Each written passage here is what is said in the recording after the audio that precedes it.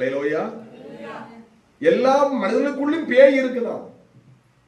அந்த பேய் தான் மனிதனை குடிக்க வைக்குது, விபச்சாரம் செய்ய வைக்குது, திருட வைக்குது, கொலை செய்ய வைக்குது, போராமப்பட வைக்குது. அல்லேலூயா. புரணி பேச வைக்கிறது, கேலி பேச வைக்கிறது. அல்லேலூயா. மனிதனை பிசாசு ஆட்டி படைக்கிறது. ஆனால் அல்லேலூயா நமக்கு இந்த பேயை பத்தி நமக்கு தெரியாது. இப்ப ஆடுகிற பேயை பத்தி தெரியும். இவனுக்குள்ள லட்சியம் பேய் ஒருவனுக்குள்ள. சுடுகாட்டுல இயேசு கரையில இறங்கின உடனே அது நேர ஓடி வருது. ஆண்டவரை எங்களை வேதனைப்படுத்துவா எங்களிடத்தே வந்தீர். அப்ப ஏசப்பா திரும்பி பார்க்கிறான். அந்த பேய்கள் சொல்லுது, ஆண்டவரே நீ எங்களை துரத்துவீர், ஆனால் ஒரு 2000 பன்னி மேஞ்சிட்டு இருக்கு, அந்த பன்னி கூட்டத்துக்குள்ள எங்களை அனுப்பும். எப்படி பிசாசு எப்படி வேண்டிக் கொள்ளுது? பிசாசு வேண்டிக் கொள்ளுது பாரு. அந்த பன்னி கூட்டத்துக்குள்ள எங்களை அனுப்பும் ஆண்டவரே. ஒருத்தருக்குள்ள அவ்வளவு பேய். அவன் வீட்டுல சுகமா வாழ முடியல, நிர்வாணமாய் சுடுகாட்டுல இருக்கிறான். அவனை சங்கிலினால அந்த ஊர் மக்கள் கட்டினாங்க. சங்கிலியெல்லாம் ஒட்டச்சிட்டு வந்துட்டான். வஸ்திரத்தெல்லாம் கிழிச்சு இரவும் பகலமா அந்த கடலோரம் அந்த சுடுகாட்டு ஓரத்துல ஒரே கத்திக்கிட்டு கூக்குரல், அங்குள்ள கல்லுகளை எடுத்து உடம்பு கிழிச்சுக்கிட்டு உடம்பே பிசாச ரணமாக்கிறது.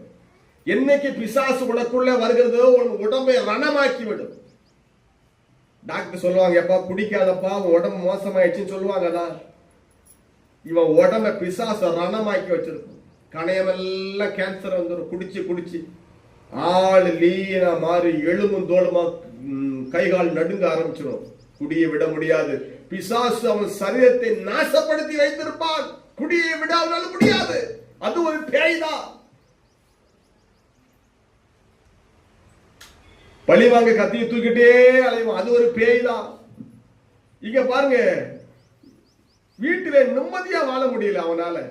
ஏசப்பா சொன்னாரு, நீ அந்த இவனை விட்டு போன அத்தனை பேரும் லட்சம் பேயும் அந்த 2000 பன்னிக்குள்ள போன உடனே பன்னிகள் கடல்ல விழுந்து எல்லாம் செத்து போச்சு.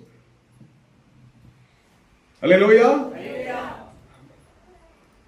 அவ்வளவு பன்னிகளும் போய் கடல்ல விழுந்து செத்து பாண்டு போச்சு. இப்ப ஊருக்கான சண்டைக்கு வந்துட்டான். எங்க பன்னியெல்லாம் எங்க தொழில் பாதிக்கப்பட்டுச்சு. இவர் யாரு? இவர் ஊரை விட்டு போய் சொல்லுங்க இயேசு. அவங்க அது ஊர் பிரச்சனை. அல்லேலூயா.